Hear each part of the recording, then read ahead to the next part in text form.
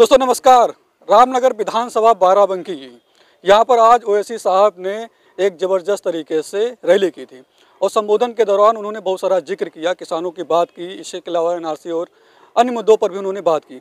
तो हम लोग अभी रामनगर के क्षेत्र में हैं, ये रामनगर का इलाका है और यहाँ पर रामनगर की आवाम हमारे साथ जुड़ी हुई है। रामनगर के आम लोग इस इशू पर, चुनाव वाले इशू पर क्या सोचते हैं, क्या समझते हैं, अखिलेश को, ओवैसी को, इन सब लोगों को लेकर क्या सोचते हैं, जानने का प्रयास करेंगे, समझने का प्रयास करेंगे। तो सबसे पहले चाचा आपसे समझते हैं, तो कैसे देख रहे हैं यूपी चुनाव को? देखिए, उत्तर प्रदेश चुनाव में तो हमारी 45 साल की एज हो चुकी है, कई मरतबे वोट दिए हैं, कई पार्टियों को देखे हैं, न जाने कितने सत्ता में आई और गई, लेकिन आज़ादी बाद से आज तक हम लोग सिर्फ वोट ही देते चले आए हैं। वोट ही के तौर पर हम मुसलमानों को इस्तेमाल किया गया है, लेकिन हमारे मुद्दों को आज तक किसी भी राष्ट्रीय नेता ने, चाहे वो केंद्र की हो या प्रदेश की हो, हमारे मूल समस्याओं को किसी ने नहीं हल किया और यहाँ तक कि हमारे जज्बात को ठेस पहुँचाई, तकलीफ पहुँचाई, हमारे मस्जिद और मदरसों को भी तकलीफ पहुँचाई गई, लेकिन किसी ने उंगली नहीं उठाया, किसी ने हमारे पक्ष में आवाज़ नहीं उठाई, किसी ने हमारे दुख दर्द को नहीं समझा। इसलिए सारी पार्टियों से हम ऊब चुके हैं, सभी से तंग आ चुके हैं। अब हम अपना एक प्लेटफॉर्म, जो दिल में ख्वाहिश थी, वो अल्लाह ताला ने अवैसी साहब को इन दुखियारे बंदों के बीच में अवैसी साहब को एक फरिश्ता बना करके भेजा है, जो कि हम उम्मीद रखते हैं कि हमारी सारी मूल समस्याओं का हल अवैसी साहब ही कर सकते हैं, MIM ही कर सकती है। इसलिए अब हम सपा, बसपा, भाजपा और कांग्रेस की तरफ न देख करके सिर्फ असदुद्दीन अवैसी और उनकी MIM की तरफ उम्मीद लगाए बैठे हैं और इंशाअल्लाह हमारी और हमारे कौम की, हमारे मजहब की सारी मुश्किलें आसान होंगी और हमारे सारे मुद्दे भी हल होंगे। लोग तो कह रहे हैं कि ओवैसी साहब उत्तर प्रदेश में आ गए, दूसरी पार्टी जो विपक्ष है उनको नुकसान पहुंचा रहे हैं, भाजपा की सरकार फिर से बना देंगे। हाँ, देखिए ऐसा है, भारतीय जनता पार्टी को अगर मजहब हमारे देखा जाए, मस्जिद को हटाकर अगर देखा जाए, तो जितनी भी सेकुलर पार्टियां हैं उन लोगों ने वोट लिया और हमारा शोषण किया है, लेकिन भारतीय जनता पार्टी ने हमारा शोषण नहीं किया। अगर मस्जिद के मामले को हटा दिया जाए तो सपा, कांग्रेस, बसपा सभी पार्टियों से ज़्यादा अगर किसी ने लाभ दिया है मुसलमानों को तो वो भारतीय जनता पार्टी है। लेकिन हम भारतीय जनता पार्टी को लाइक नहीं करते। हम अपना घर, अभी तक किराए के मकान में रहते थे, अब अवैसी साहब ने अपना निजी प्लेटफॉर्म दे दिया है जो हम अपना घर समझते हैं और हम अवैसी साहब को ही वोट देंगे। तो ओवैसी साहब जितनी बात कर रहे हैं, आपको लगता है कि उत्तर प्रदेश में सत्ता में आ पाएंगे? जी हाँ, अवैसी साहब की जो जनसभाएं हैं हम मोबाइल के जरिए देख रहे हैं और उनके कार्यकर्ताओं में जो उत्साह और लगाव और हमदर्दी देख रहे हैं।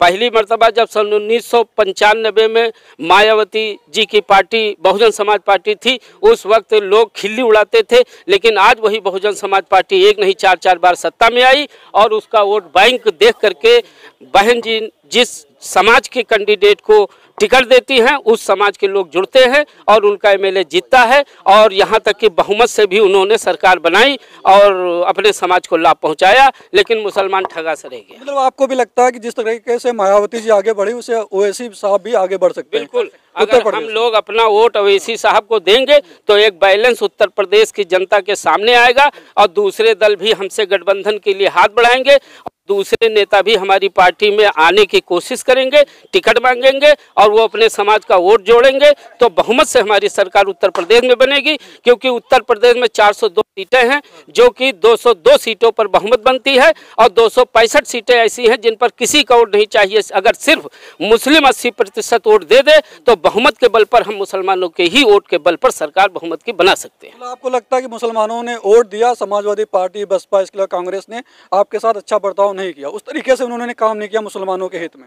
जी हाँ, हमारा सिर्फ वोट लेने का काम किया, हमारा शोषण किया और हमारे समाज को लाभ नहीं दिया। हमारी कौम के बंदों का सरकार बनने के बाद आए दिन इनकाउंटर अनेक प्रकार के ब्लेम लगाकर किए जाते हैं, जैसे कि अभी हाल ही में कई जगहों पर थाने के अंदर और मर्डर हुए और मऊ ब्लीचिंग कांड में हजारों हजार मुसलमान पूरे भारत के अंदर मार दिए गए और उत्तर प्रदेश में आए दिन मुसलमान मारे जाते हैं। अभी हमारे बाबा जी की सरकार में कानपुर का एक उद्योगपति गुप्ता जिसका मर्डर गोरखपुर में हुआ, उसके घर बाबा जी पहुँच गए और कहा सरकार आपके साथ है और उनकी पत्नी को नौकरी दिया और उनको 50-51 लाख का चेक दिया।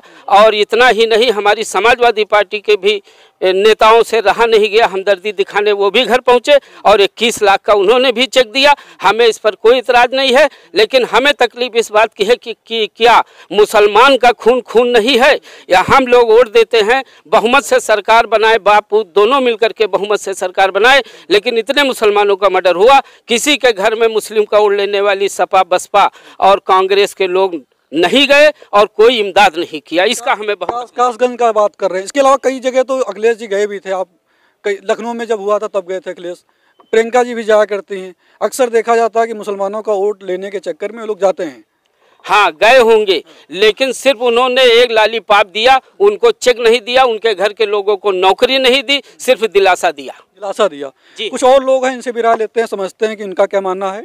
एक चाचा हैं, इनसे समझते हैं। तो आप कैसे देख रहे हैं? उन्होंने तो कहा कि अखिलेश और माया, कांग्रेस, सबको हमने वोट दिया, इस बार अपना घर है। ओवैसी जी आ गए, तो ओवैसी जी पर भरोसा करेंगे। ओवैसी जी बोलते भी कई चीज़ों का उन्होंने जिक्र भी किया। आप कैसे देखते हैं? जी हाँ, जब से ओवैसी साहब जो आए हैं तब से हम लोग संतुष्ट हैं और इंशाअल्लाह जो है इन्हीं की तरफ अपना काम कर रहे हैं और करते रहेंगे।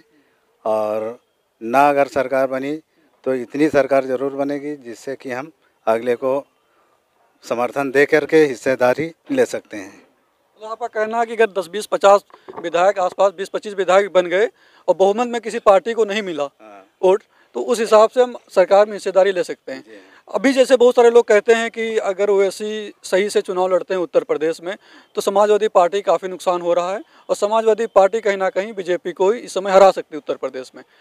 जैसा सर्वे भी आ रहा है कि कई बार सर्वे में दिखाया गया है कि दूसरे नंबर पर अखिलेश यादव ही चल रहे हैं। तो आप लोगों ने लगता है कि समाजवादी पार्टी अगर हरा सकती है तो उसी को दिया जाए, समाजवादी पार्टी आगे निकले? जी हाँ, अखिलेश साहब का जो मसला है बीजेपी को हराने का, वही मसला जो है ओवैसी साहब का है बीजेपी को हराने का। तो लिहाजा जो है जो अखिलेश साहब हैं और सब पार्टियों से, छोटी छोटी पार्टियों से गठबंधन कर रहे हैं, तो आखिर ओवैसी में क्या ऐसी बात है जो ओवैसी साहब से गठबंधन नहीं कर रहे हैं? गठबंधन कर लें, जब दोनों का मसला एक है, काम एक है, तो दोनों लोग आपस में मिल करके जो है लड़ें और कामयाबी हासिल। आपको लगता है कि ओवैसी साहब के साथ अखिलेश यादव को गठबंधन करना चाहिए, न्योता देना चाहिए? आपको भी ये लगता है जो बता रहे हैं? बिल्कुल। असल नाम है आपका? मेरा नाम मोहम्मद आमिर उस्मानी है। असल आपको भी जी बताइए, पूछिए। आपको भी ऐसा लगता है कि ओवैसी साहब के साथ गठबंधन करके समाजवादी पार्टी को चुनाव लड़ना चाहिए? बिल्कुल, हमारे बैरिस्टर साहब ने कम से कम 10-15 बार उनसे ये बात कह चुके हैं कि आप हमसे गठबंधन करके चुनाव लड़िए, क्योंकि आपका भी मकसद है बीजेपी को हराना, हमारा भी मकसद है बीजेपी को हराना। तो आप और जो छोटी छोटी पार्टियां हैं उनसे कर रहे हैं अलायंस, हमसे क्यों नहीं कर रहे हैं? हम भी तो यही चाह रहे हैं कि बीजेपी को हम भी हराएं, तो साथ में मिल के हराएँ ताकि हमारी सरकार बन सके। जो अभी तक पूरे यूपी में बीजेपी की सरकार ने जो जुल्म उठाए हैं, जो नाइंसाफ़ी की है, उसके ख़िलाफ़ हम लोग खड़े हों, अपनी सरकार बनाएं ताकि इंसाफ हो सके लोगों के साथ। असल बात ये है, अखिलेश यादव जी का ये इनकी ये सोच है कि हमको तेजस्वी बनना है। जैसे बिहार के तेजस्वी जो बने हैं, चुनाव हार गए, पहले उनसे भी कहा गया था कि आप हमसे गठबंधन कर लीजिए, उन्होंने नहीं किया। जब चुनाव हार गए तो कहने लगे ओवैसी ने हरवा दिया। वही इल्ज़ाम फिर यहाँ भी लगाएंगे बाद में कि हमको ओवैसी ने चुनाव हरवा दिया। लेकिन लोग इस बात का डर है उनको, तो गठबंधन कर लो, डर ख़त्म हो जाएगा, सरकार भी बन जाएगी तुम्हारी। लेकिन उनको डर इस बात का है कि अगर ये बंदा मुसलमान है, ये अगर हमारे साथ खड़ा होगा तो ये हम अपनी हिस्सेदारी मांगेगा, समझ गए? और हमारा जो शोषित वंचित जो समाज है वो खड़ा हो जाएगा, उसका काम होने लगेगा, वो आगे बढ़ेगा, वो तरक्की करेगा, उसको शिक्षा मिलेगी। और ये वो लोग नहीं चाहते हैं जो अभी तक हमारा आपका वोट लेते आए हैं, वो ये लोग नहीं चाहते हैं कि ये तरक्की करे ये समाज, वो हमेशा हम लोगों को पीछे देखना चाहते हैं। तो जैसे आप बता रहे हैं कि बिहार में तेजस्वी हार गए, ओवैसी साहब गठबंधन नहीं किए थे, अलग चुनाव लड़े तेजस्वी, वैसा अगर यहाँ पर हो गया, बीजेपी फिर से सत्ता में आ जाएगी, तब फिर क्या होगा? फिर से बीजेपी को सहना पड़ेगा। जैसे आप लोग कह रहे हैं कि बीजेपी ने जुल्म ढाए हैं, बीजेपी ने नाइंसाफ़ी की लोगों के साथ, तो अगर ओवैसी अलग लड़ते हैं और आप लोग जिस हिसाब से कह रहे हैं कि हम वोट समाजवादी पार्टी को ना देकर ओवैसी साहब को देंगे और इस हिसाब से बीजेपी फिर से सत्ता में आ जाती है, समाजवादी पार्टी का नुकसान हो जाता है, तब तो फिर से ऐसे शासन चालू हो जाएगा, फिर से ऐसे रहेगा जैसे चल रहा है। तो इससे पहले भी तो बीजेपी सरकार थी, सन 2017 में लड़े, तब क्यों नहीं हरा पाए गठबंधन करके?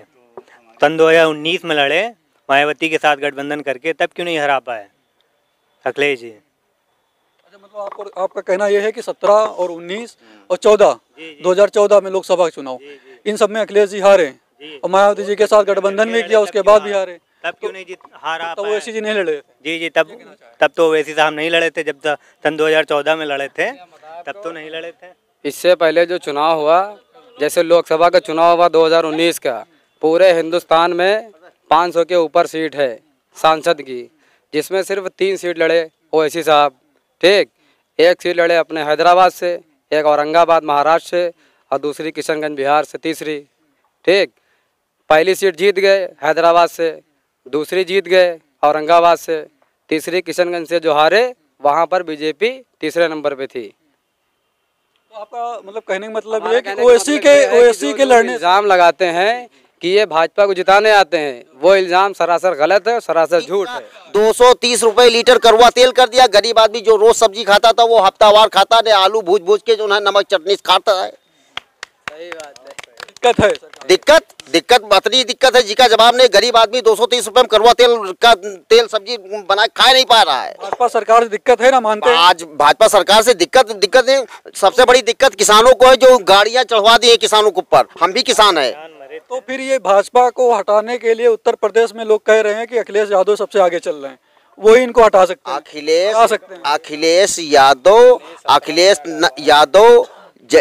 भाजपा तो उससे कम बेस कुछ गनीमत है, क्योंकि खुल के बताती है। और ये है कि रुपए में 75 पैसे वो हिंदुओं को देती, 25% देती है मुस्लिमों को। हम गलत नहीं कहेंगे, मगर ये अगर महंगाई और किसानों पर जुल्म अगर ख़त्म कर दे तो ठीक है, और महंगाई न ख़त्म करिए, किसानों पर जुल्म करिए, तो ये सत्ता ना आई है। तो फिर कौन आएगा सत्ता में? अब किलम MIM आएगी किंग मेकर बन के। हाँ, क्योंकि जैसे सर्वे में दिखाते हैं कि बहुजन कांग्रेस पार्टी 7%, बहुजन समाज पार्टी 13% और अखिलेश की समाजवादी पार्टी 34%, भाजपा 40-42% और MIM का कोई परसेंट नहीं।